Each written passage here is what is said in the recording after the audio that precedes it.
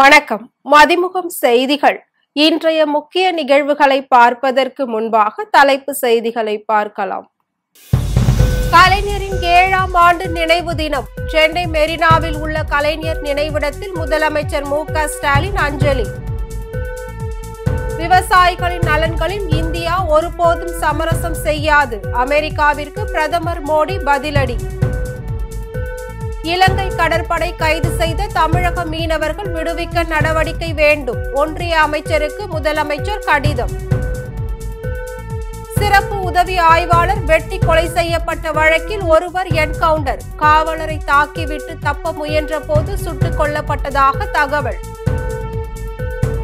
நீதிபதி யஷ்வந்த் வர்மாவின் கோரிக்கை மனு தள்ளுபடி. உச்சநீதிமன்றம் உத்தரவு. முன்னாள் முதலமைச்சர் கலைஞரின் 7ஆம் ஆண்டு நினைவை ஒட்டி மெரினா கடற்கரையில் உள்ள அவரின் நினைவிடத்தில் முதலமைச்சர் மு.க. ஸ்டாலின் அஞ்சலி செலுத்தினார்.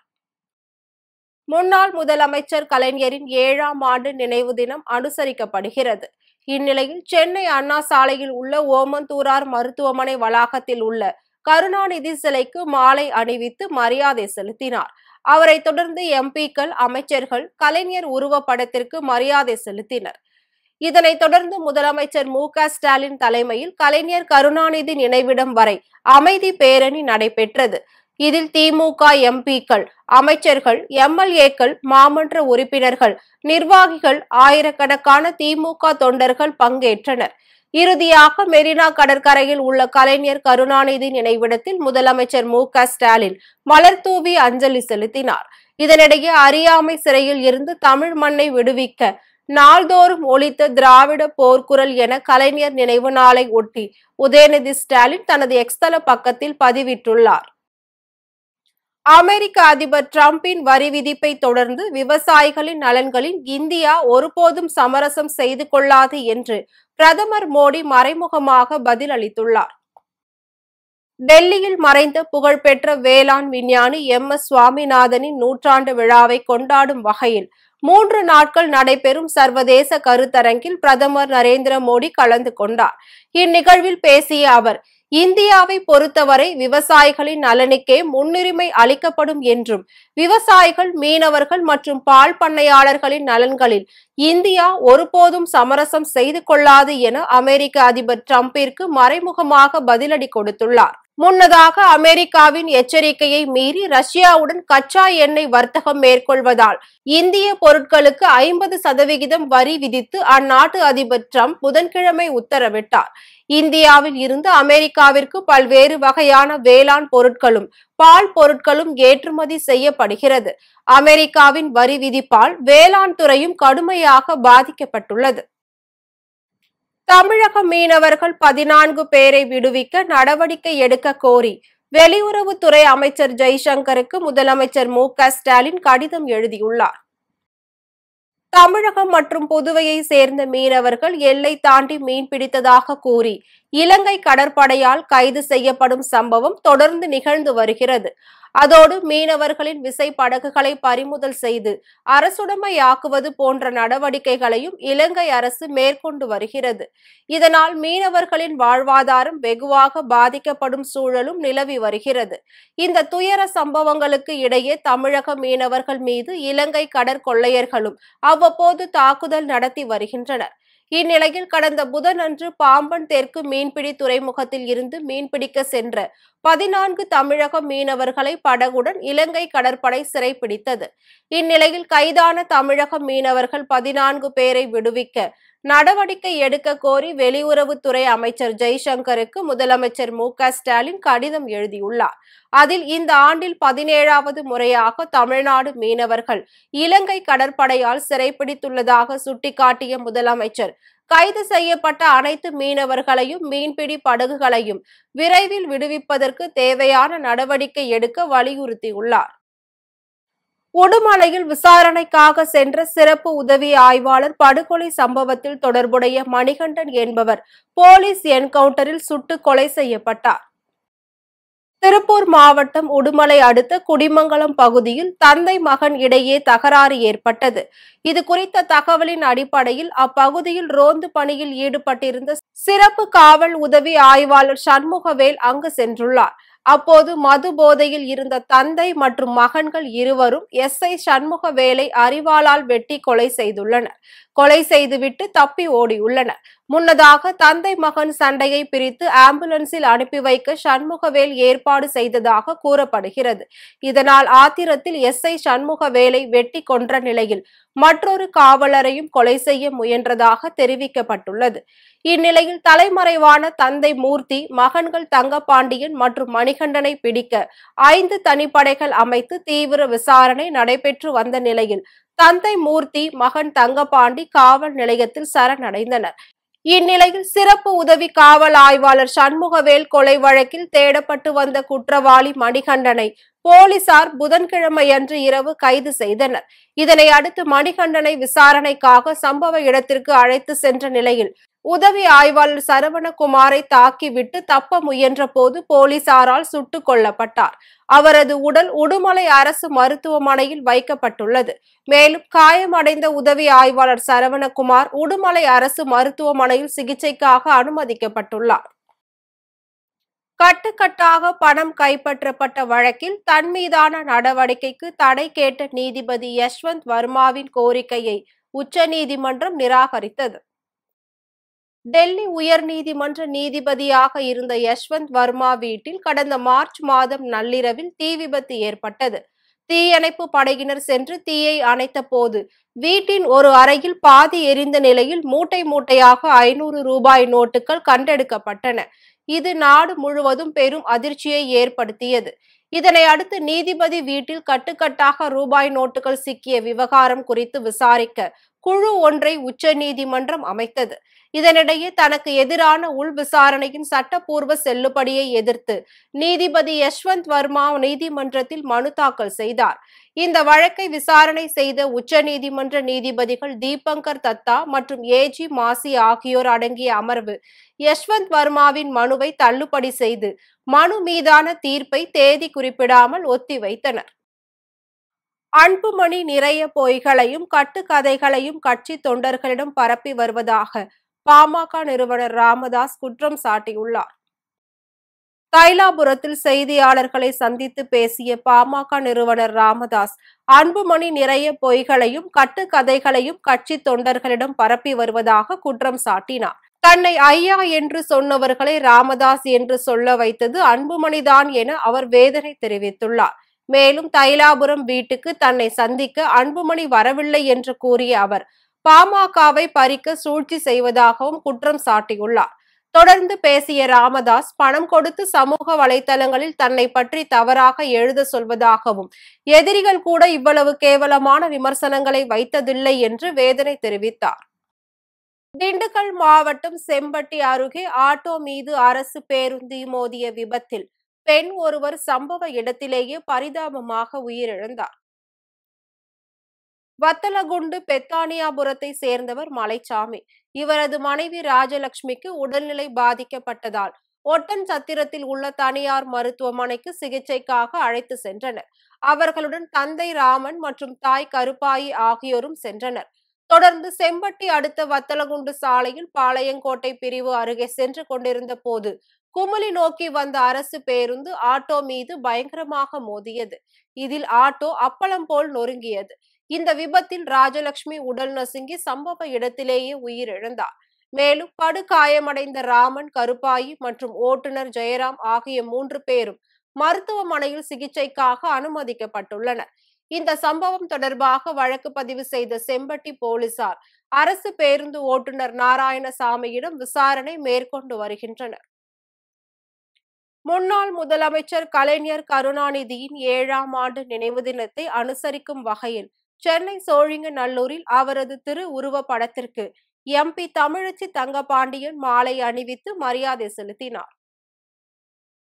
மறைந்த முன்னாள் முதலமைச்சர் கலைஞர் கருணாநிதியின் 7ஆம் ஆண்டு நினைவு தினத்தை அனுசரிக்கும் வகையில் சென்னை சோழிங்கநல்லூர் தொகுதியில் உள்ள பல்வேறு இடங்களில் கலைஞரின் திரு உருவ படத்திற்கு கட்சி நிர்வாகிகள் மாலை அணிவித்து மலர் தூவி மரியாதை செலுத்தி வருகின்றனர். அதன் ஒரு பகுதியாக சோழிங்கநல்லூர் அருகே உள்ள காரப்பாக்கம் பேருந்து நிறுத்தத்தில் 198வது வட்ட கழக செயலாளர் தேவா ஏற்பாட்டில் அமைக்கப்பட்டிருந்த கலைஞரின் திருவுருவ படத்திற்கு தென்சென்னை நாடாளுமன்ற உறுப்பினர் தமிழச்சி தங்கபாண்டியன் மற்றும் சோழிங்கநல்லூர் சட்டமன்ற உறுப்பினர் எஸ் அரவிந்த் ரமேஷ் ஆகியோர் மாலை அணிவித்து மலர் தூவி மரியாதை செலுத்தினர். தொடர்ந்து கழக நிர்வாகிகள் மற்றும் தொண்டர்கள் மலர் தூவி மரியாதை செலுத்தினர்.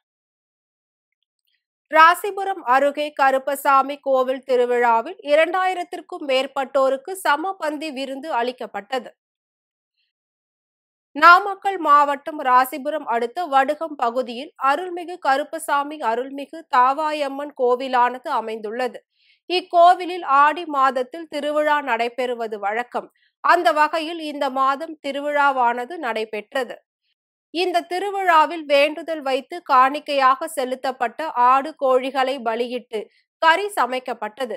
சுமார் 500 கிலோவிற்கு மேல் கறி சமைத்து சுமார் 2000க்கும் மேற்பட்ட ஆண்கள் பெண்கள் என இருவருக்கும் சமபந்தி விருந்தானது வழங்கப்பட்டது.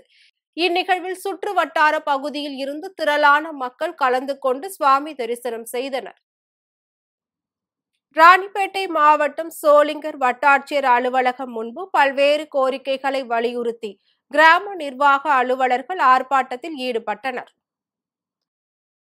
தமிழ்நாடு கிராம நிர்வாக அலுவலர்கள் சங்கம் சார்பில் 3 அம்ச கோரிக்கைகளை வலியுறுத்தி சோளிங்கர் வட்டாட்சியர் அலுவலகம் முன்பு கவன ஈர்ப்பு ஆர்ப்பாட்டம் நடைபெற்றது. அப்போது கிராம நிர்வாக அலுவலர்களின் கல்வி தகுதியை பட்டப்படிப்பாக உயர்த்த வேண்டும், DSLR பட்டா மாறுதலில் நடைமுறைப்படுத்த வேண்டும், 10 ஆண்டு பணி முடித்த கிராம நிர்வாக அலுவலர்களுக்கு தேர்வு நிலை கிராம நிர்வாக அலுவலராக பெயர் மாற்றி அரசாணை வெளியிட வேண்டும், பதவி உயர்வு நிலை ஊதியம் வழங்க வேண்டும் உள்ளிட்ட பல்வேறு கோரிக்கைகளை வலியுறுத்தினர். இதில் 20க்கும் மேற்பட்ட கிராம நிர்வாக அலுவலர்கள் கலந்து கொண்டு தங்களது கோரிக்கைகளை வலியுறுத்தி கண்டன கோஷங்களை எழுப்பினர். மதுரையில் தங்களது ஆசிரியர்களுக்கு முன்னாள் மாணவர்கள் பாராட்டு விழா நடத்திய சம்பவம் நெகிழ்ச்சியை ஏற்படுத்தியுள்ளது.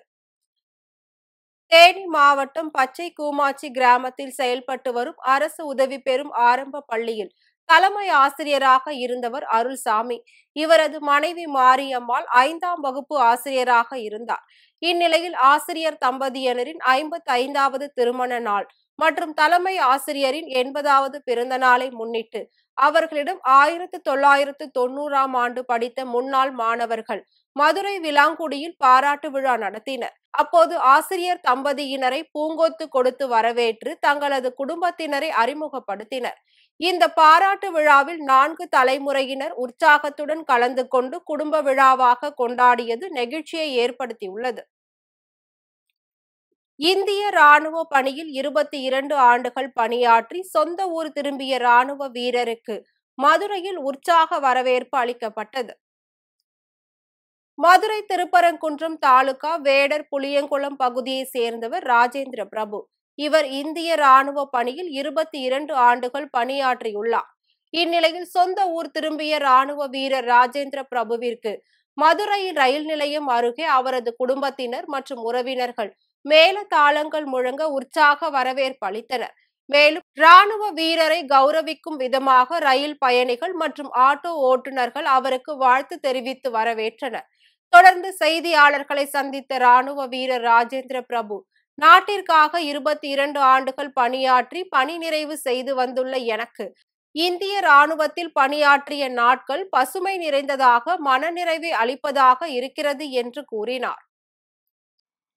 செங்கல்பட்டு மாவட்டம் மதுராந்தகம் அருகே 15 ஆண்டுகளாக தங்களது கிராமத்திற்கு சாலை வசதி ஏற்படுத்தி தராததை கண்டித்து பொதுமக்கள் சாலை மறியல் போராட்டத்தில் ஈடுபட்டனர். மதுராந்தகம் அடுத்த குன்னத்தூர் கிராமத்தில் 300க்கும் மேற்பட்ட குடும்பத்தினர் வசித்து வருகின்றனர். இந்த கிராமத்தில் உள்ள சாலை குண்டும் குழியுமாக பழுதடைந்து காணப்படுகிறது. சுமார் 15 ஆண்டுகளாக சாலை வசதி வேண்டியும் மின்விளக்கு மற்றும் பேருந்து வசதி ஏற்படுத்தி தரக்கோரியும் அதிகாரிகளிடம் மனு அளித்தும் இதுவரை எவ்வித நடவடிக்கையும் எடுக்கப்படவில்லை என்று கூறப்படுகிறது. இதனால் ஆத்திரமடைந்த பொதுமக்கள் குன்னத்தூர் பேருந்து நிலையம் அருகே படாலம் பவுஞ்சூர் செல்லும் நெடுஞ்சாலையில் மறியல் போராட்டத்தில் ஈடுபட்டனர். தகவல் அறிந்து வந்த பவுஞ்சூர் போலீசார் பொதுமக்களிடம் பேச்சுவார்த்தை நடத்தினர். அப்போது போலீசாரிடம் பொதுமக்கள் வாக்குவாதத்தில் ஈடுபட்டதால் பரபரப்பு ஏற்பட்டது. சென்னையில் 22 கேரட் ஆபரண தங்கத்தின் விலை சவரனுக்கு 160 ரூபாய் உயர்ந்து 75,200 ரூபாய்க்கு விற்பனை செய்யப்படுகிறது. சர்வதேச பொருளாதார நிலவரத்திற்கு ஏற்ப இந்தியாவில் தங்கத்தின் விலை அவ்வப்போது உயர்ந்தும் குறைந்தும் வருகிறது. தொடர்ந்து படிப்படியாக உயர்ந்த தங்கம் விலை தற்போது 75,000 கடந்துள்ளது. இந்நிலையில் இன்று மீண்டும் சவரனுக்கு 160 ரூபாய் உயர்ந்துள்ளது. அதன்படி சென்னையில் 22 கேரட் ஆபரண தங்கத்தின் விலை கிராமிற்கு 20 ரூபாய் உயர்ந்து 9,400 ரூபாய்க்கு விற்பனையாகிறது. மேலும் ஆபரண தங்கத்தின் விலை சவரனுக்கு 160 ரூபாய் உயர்ந்து 75,200 ரூபாய்க்கு விற்பனை செய்யப்படுகிறது.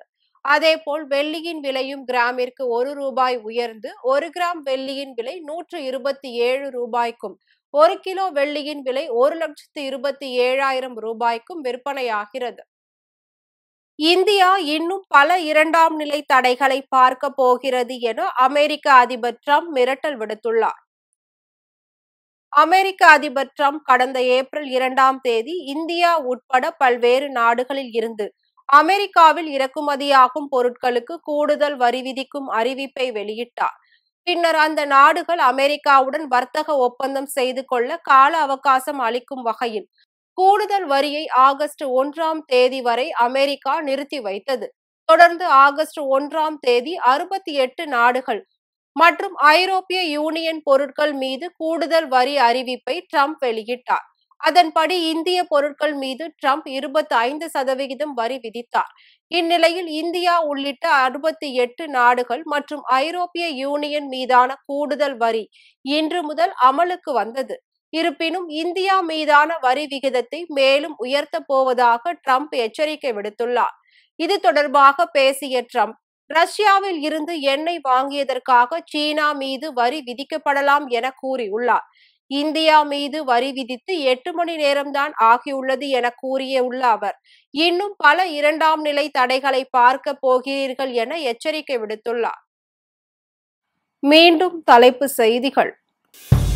கலைஞரின் 7ஆம் ஆண்டு நினைவு தினம். சென்னை மெரினாவில் உள்ள கலைஞர் நினைவிடத்தில் முதலமைச்சர் மு.க. ஸ்டாலின் அஞ்சலி.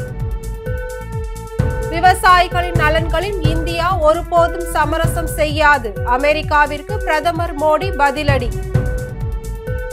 இலங்கை கடற்படை கைது செய்த தமிழக மீனவர்கள் விடுவிக்க நடவடிக்கை வேண்டும். ஒன்றிய அமைச்சருக்கு முதலமைச்சர் கடிதம். சிறப்பு உதவி ஆய்வாளர் வெட்டி கொலை செய்யப்பட்ட வழக்கில் ஒருவர் என்கவுண்டர். காவலரை தாக்கிவிட்டு தப்ப முயன்ற போது சுட்டுக் கொல்லப்பட்டதாக தகவல். நீதிபதி யஷ்வந்த் வர்மாவின் கோரிக்கை மனு தள்ளுபடி. உச்சநீதிமன்றம் உத்தரவு. இத்துடன் செய்திகள் நிறைவடைந்தன. மீண்டும் செய்திகள் இரவு 8 மணிக்கு. மேலும் செய்திகளை தெரிந்து கொள்ள மதிமுகம் பிரைம் யூடியூப் தளத்தில் இணைந்திருங்கள்.